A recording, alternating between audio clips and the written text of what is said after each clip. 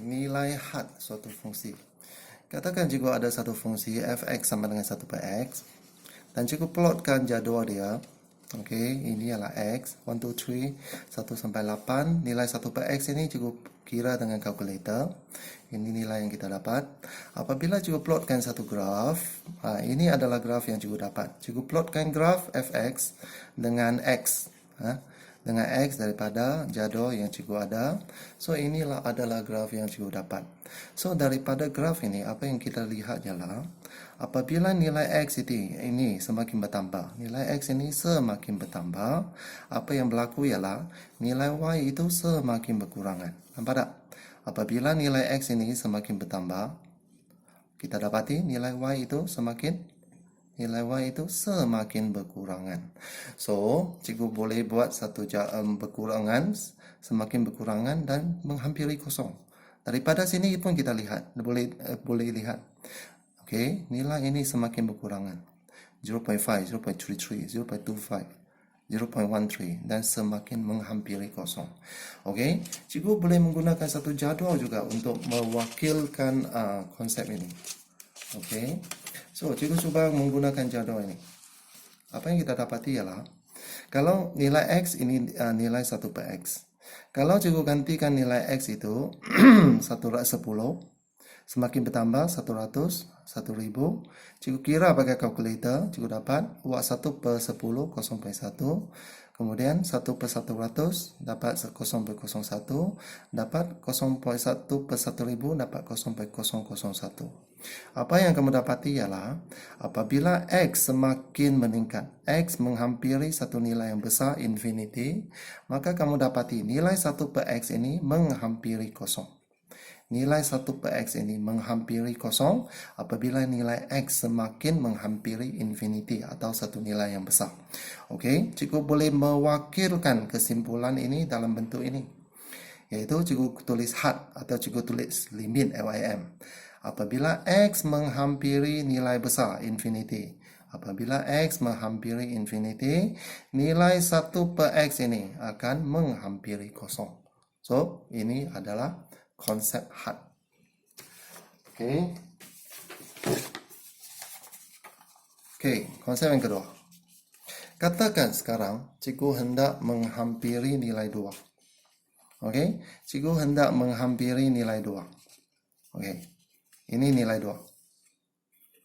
Ini ialah nilai 2. Cikgu boleh menghampiri nilai 2 ini dari sebelah kiri, dari 1 pergi sini, dari 1 pergi sini menghampiri 2, atau cikgu boleh menghampiri 2 dari sebelah kanan, 3 semakin hampir kepada 2. Kalau cikgu menghampiri 2 dari sebelah kiri, kita dapati okey, mungkin nilai dia 1 dulu. Semakin hampir, nilai dia 1.5. Hampir lagi 1.9. Hampir lagi 1.99. Hampir lagi 1.999. Dan seterusnya. Kalau cikgu menghampiri nilai 2 dari sebelah kiri. 1, 1.5, 1.9, 1.99, 1.999. Dan seterusnya. Menghampir dari kiri. Kalau cikgu menghampir nilai 2 dari sebelah kanan, apa berlaku? Mula dengan 3, kemudian semakin hampir 2.5, hampir lagi 2.1, hampir lagi 2.01, hampir lagi 2.001 dan seterusnya. Okey, menghampiri 2 dari sebelah kanan. Menghampiri 2 dari sebelah kiri atau menghampiri 2 dari sebelah kanan. Okey, cikgu gunakan jadual. Kalau cikgu menghampiri nilai 2 dari sebelah kiri, okey, menghampiri 2 dari sebelah kiri. Okey, cikgu gunakan 1.9 lah. 1.9, 1.99, 1.9, 1.99, 1.999. Semakin hampir 2 dari sebelah kiri. So, cikgu gunakan kalkulator untuk mengira nilai. Ganti nilai 1.9, cikgu dapat 0.526. Ganti nilai x 1.99, cikgu dapat 0.503. Ganti nilai x 1.999, cikgu dapat 0.5003. So, apa yang kamu dapati ialah apabila x semakin menghampiri 2, nilai 1 per x semakin menghampiri 0.5. Nilai 1 per X semakin menghampiri 0,5. So, kalau cikgu tak tulis dalam bentuk simbol, apa yang kita dapat ialah had X semakin menghampiri 2, nilai 1 per X ini semakin menghampiri 0,5. Okey, kalau kita lihat pada graf, apa yang berlaku? Apabila nilai X semakin menghampiri 2, okey, apabila nilai X semakin menghampiri 2, nah 1 semakin menghampiri 2, nilai Y ini semakin menghampiri 0,5. Nampak tak?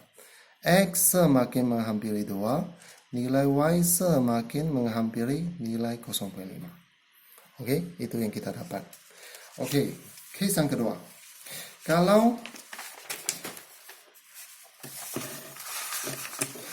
cikgu cuba menghampiri nilai 2 dari sebelah kanan pula, apa yang akan berlaku dari sebelah kanan?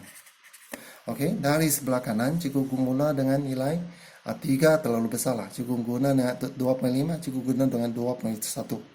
2.01, 2.001. So, X menghampiri nilai 2 dari sebelah kanan. So, apa yang berlaku? Ganti nilai X ke dalam formula. 1 bagi 2.1 dapat ini. 1 bagi 2.1 dapat ini, dapat ini. So, dari sini kita dapati nilai 1 per X ini semakin menghampiri nilai 0.5. So, cikgu tulis had X menghampiri 2, X menghampiri 2, nilai 1 per X ini semakin menghampiri 0.5. Okey, so apa yang kamu dapati ialah kamu menghampiri nilai 2 dari kiri ataupun dari sebelah kanan, kamu akan dapati nilai had dia sama. Nilai had dia sama. Ada penumpuan berlaku. So, konsep had wujud. Okey, sebelah kanan cikgu tunjukkan di atas graf. Apa yang berlaku? Kalau cikgu menghampiri nilai 2 dari 3. Okey. Apabila X semakin menghampiri 2, nampak tak? Dari sebelah kanan, nilai Y semakin menghampiri 0.5 juga. Semakin hampir kepada 2, nilai Y semakin menghampiri 0.5 juga. So, ada penumpuan berlaku di sini. Okey, itu ialah konsep had. Dari kiri atau dari kanan tidak kisah, tetapi kamu akan dapat nilai had yang sama. Kalau kamu dapat nilai had yang berbeza, maksudnya untuk soalan tersebut nilai had tidak wujud. Okey, sekarang mari kita lihat beberapa contoh. Okey, kita hendak menentukan nilai had bagi fungsi-fungsi yang berikut. Okey, fungsi yang pertama. Okey, juga ada fungsi yang pertama ini. Okey, caranya senang saja. Kita ganti nilai. Kita gantikan nilai 4 ini dalam X. Okey, kita ganti. Okey, kita dapat nilai 1 per 6. Maka, ini adalah jawapannya terus. Okey, kalau penggantian kita boleh dapat nilai, maka itu adalah jawapannya terus. So, kalau diwakilkan oleh graf, okey, maksud dia memang terdapat satu titik. Cikgu lukiskan graf itu, memang terdapat satu titik koordinat dia 4, 1 per 6. Titik ini. That's why, apabila kita gantikan X sama dengan 4, kita dapat nilai 1 per 6. Had dia ialah 1 per 6. Soalan yang pertama. Okey, soalan yang kedua pula. Okey, soalan ini. Okey, cikgu ganti terus nilai X ini sebagai 1. 1 square. Ganti nilai X 1. Apa yang kita dapati? 0 per 0. Kalau tekan kalkulator, ini tak tertaklif. Ini tidak tertaklif. Maksudnya tiada nilai X, tiada nilai tersebut. So, apa yang kita boleh buat? Cikgu gunakan kaedah jadual. Okey. So, bagaimana kita hendak menghampiri nilai 1? Okey. Cikgu cuba menghampiri nilai 1. Cikgu cuba menghampiri nilai 1 dari sebelah kanan. Dari sebelah kanan, iaitu 0, 0.5, 0.9, 0.99, 0.999. Menghampiri nilai 1 dari sebelah kiri. So, tekan kalkulator. Ganti nilai X 0.9. 0.9. Ganti nilai X 0.99. Dapat ini. Ganti nilai X 0.999 melalui kalkulator, dapat ini. So, kita dapati nilai ini semakin menghampiri 2. 1.999 ini nilai dia 2.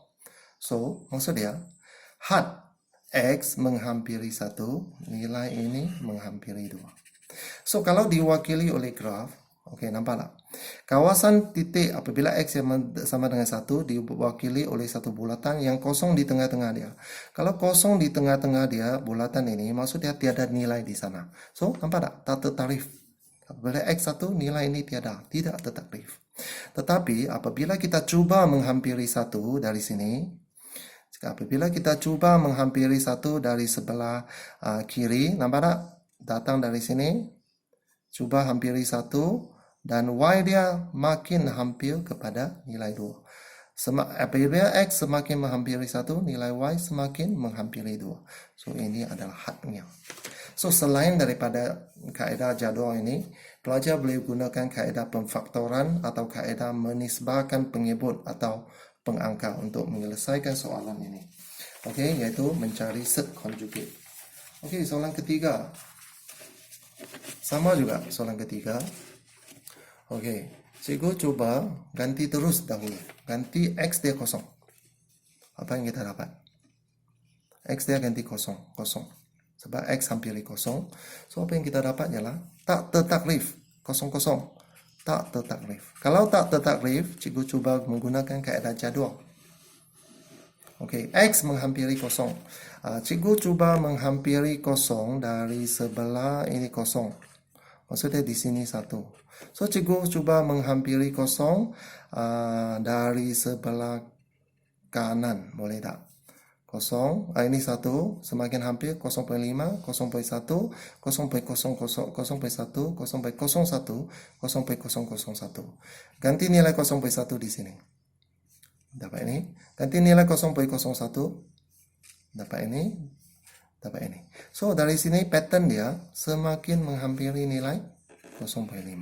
So, cikgu tulis, had apabila X menghampiri 0, nilai ini semakin menghampiri 0.5.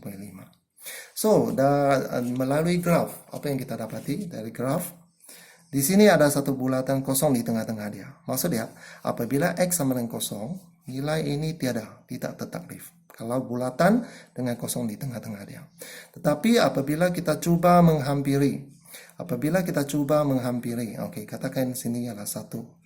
Apabila kita cuba menghampiri nilai 0, maka kita dapati Y itu semakin menghampiri 1/2 atau cuba menghampiri 0.5. Okey, so boleh menggunakan kaedah jadual ataupun menggunakan kaedah pemfaktoran ataupun kaedah menisbahkan penyebut atau pengangka, iaitu mencari set conjugate.